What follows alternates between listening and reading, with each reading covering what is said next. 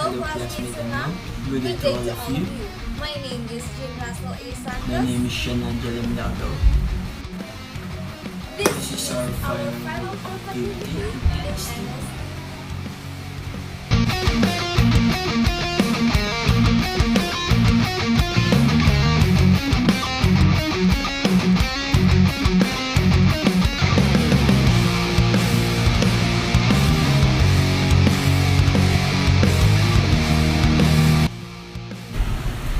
How to bandage hand and how to apply this in a person with hand injuries. At the present of I explain what is bandaging and how to apply this. If you have an injuries in your hand, you need to bandage it. Bandages can help you and provide support for your hand. Now, let's see how Jeanne Dave showed the tutorial and tips on how to put bandage to your hand. So, hi guys, I'm Dave Zipagan and I will be performing to you a hand bandage. In my case, I don't have a gauze, but I have this triangular bandage and it is folded into a cravat. And now I will be showing you how to do a proper hand bandage. For the hand bandaging, place the bandage on the wrist just below the thumb, and then wrap the bandage from the inside the wrist and diagonally across from the back of their hand up to their little finger, and then straight across and underneath to the pointer finger, and diagonally back across the back of the hand. Always remember that let the fingers peeking through, and then do it multiple times. After doing it multiple times, wrap the bandage around the wrist again, so it will have a nice foundation and the hand will not move. How to apply a bandage to a person with a sprain.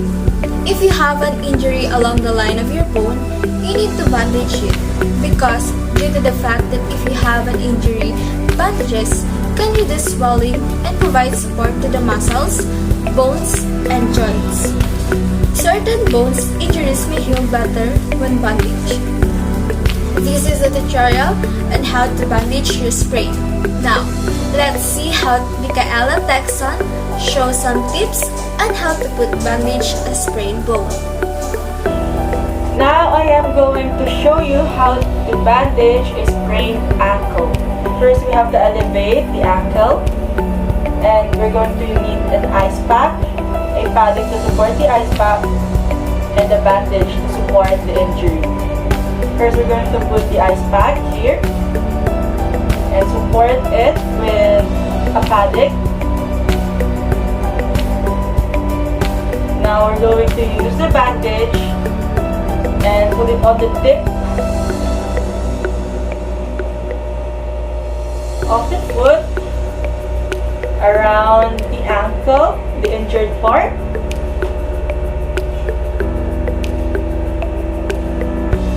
And support the ice pack up in it.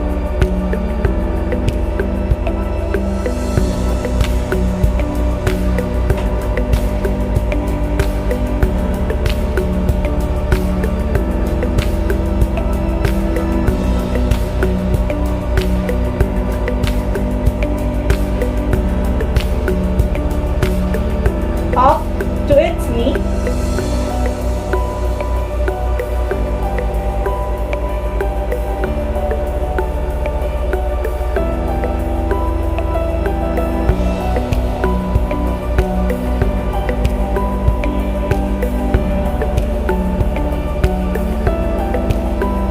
And we're going to double the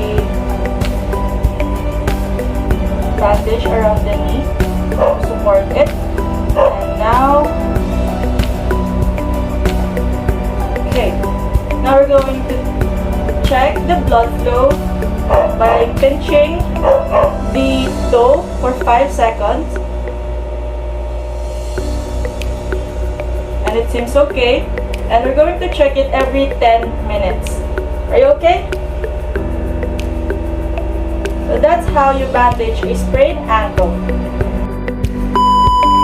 What do you do if someone is choking? Choking occurs when a foreign object is lodged in the throat or windpipe, blocking the flow of air. In someone, a piece of food often is less culprit because choking cuts off oxygen to the heart and brain. Give the first aid as quick as possible. This video that represented by Jheart Malpal step-by-step guidelines explaining what to do on a choking person. The first step in performing a hanging maneuver is to stand clearly behind the person or form firmly behind the person. Always remember to put your left or right or whatever dominant foot to give power to your core in order to give thrust. The next step in performing hanging maneuver, the second step in performing hanging maneuver is to grasp your fist into like a punch style. Then put the grasp fist in the upper part of the stomach or in the lower part of anvil. So when you do that, the third step or the third proper step is to grasp the other hand using your left hand, grasp the fist in order to give full thrust to the choking person. The last step in performing a hanging maneuver is to give at least 6 to 10 abdominal thrust in order to dislodge the blockage in her stomach or in her throat. American Red Cross set standards or step in performing Heimlich maneuver.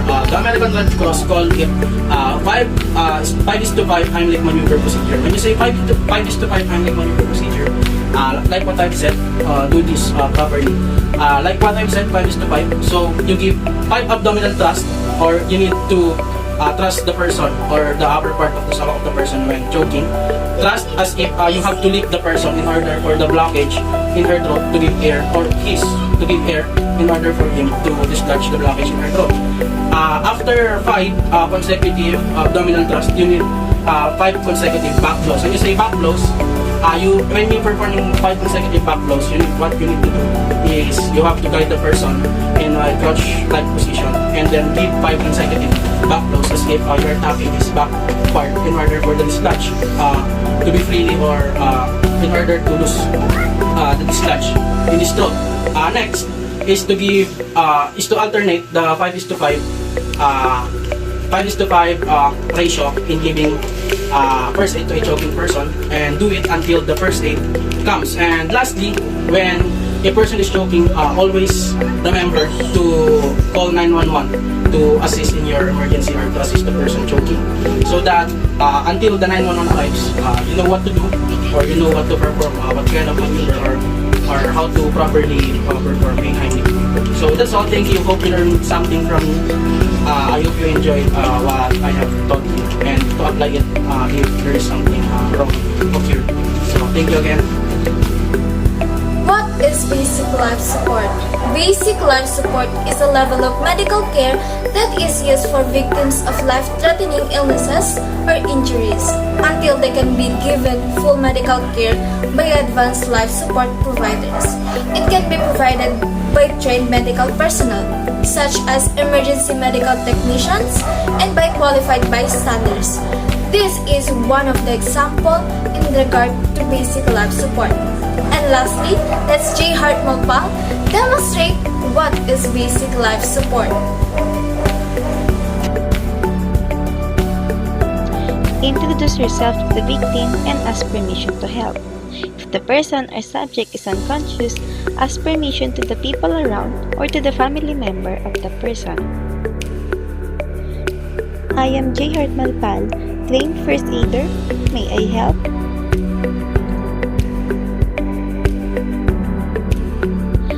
If the person is unconscious, tap the shoulder 3 times and ask if the person is okay.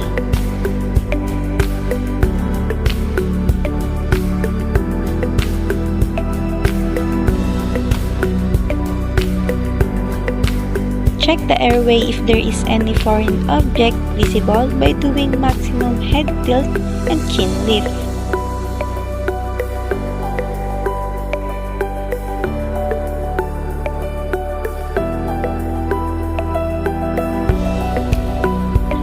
If in notice that the person has no pulse and is not breathing, ask a certain person to call an ambulance.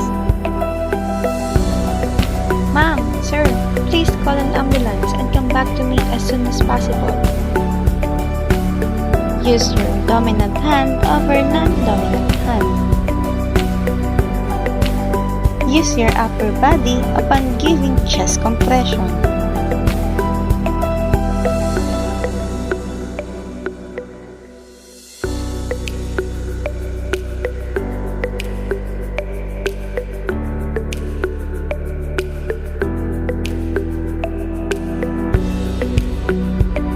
Times chest compression, 2 times ventilation.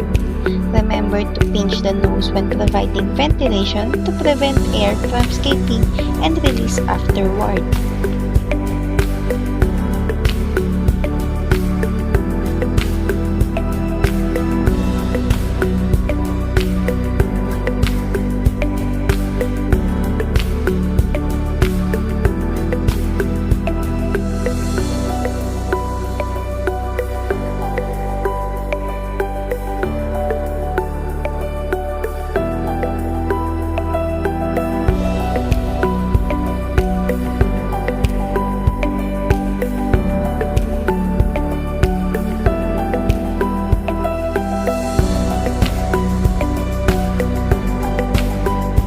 Do this for 5 cycles or until the person showing signs of life, positive signs of pulse and breathing. So when to stop cardiopulmonary resuscitation or CPR? First, if the person gives sign of breathing and circulation. Second, if it is time to turn over to professional provider or medical personnel. Next, if the person doing CPR is exhausted. Fourth, if the physician assumes responsibility. And last but not the least, if the scene become unsafe.